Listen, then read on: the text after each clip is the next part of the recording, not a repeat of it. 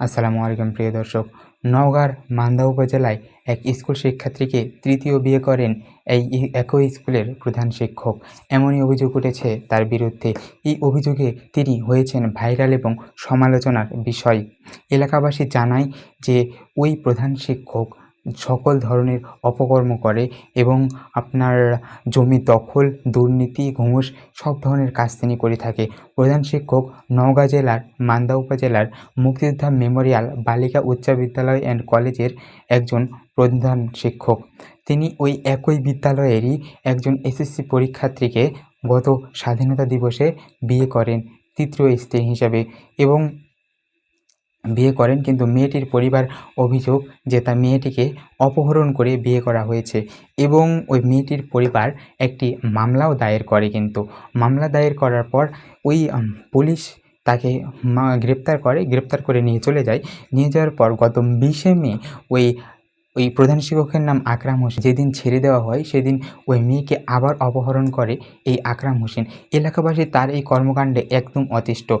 স্কুলের এলাকাবাসী যারা আসে তারা বলেছে যে আমরা এই প্রধান শিক্ষককে এই শিক্ষকতা বা এই প্রতিষ্ঠান থেকে বিচ্যুত করতে চাই। আমরা তাকে আর এখানে দেখতে চাই না।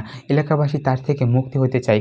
তিনি একের পর এক অপকর্ম করতেই থাকে, একের পর এক অঘটন ঘটাতে থাকে আর জনসম্মুখে আসতেই থাকেন এবং তার কিছু অনেক পাওয়ার আছে। এর আগে কিছু লোক তার প্রতিবাদ করায়, তার পাওয়ার থাকায় তারা জানায়, এলাকাবাসী জানায় যে তারা তুলে নিয়েছে, মারধর করার অভিযোগও উঠে এসেছে।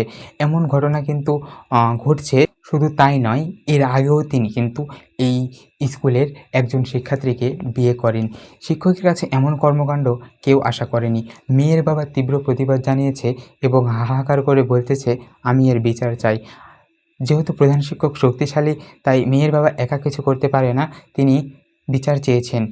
যেখানে বলা হয় শিক্ষক একজন ভালো শিক্ষার্থী গড়ার কারিগর, সেখানে শিক্ষকই এমন কর্মকাণ্ড করলো। এরকম একজন শিক্ষকের জন্য দুর্নাম হয় হাজারো শিক্ষকের। আপনারা একবার চিন্তা করুন, একজন স্কুলের প্রধান শিক্ষক হওয়ার পরে তিনি এই রকমের কাজ কিভাবে করতে পারেন? এটা কি তার সাথে যায়? মানে মানুষের বিবেক আজ কোন পর্যায়ে চলে গেছে যে তারা এইরকম কাজও করতে পারে? প্রিয় দর্শক, ভিডিওটা শেয়ার করে দিবেন, সবাইকে দেখার সুযোগ করে দিবেন।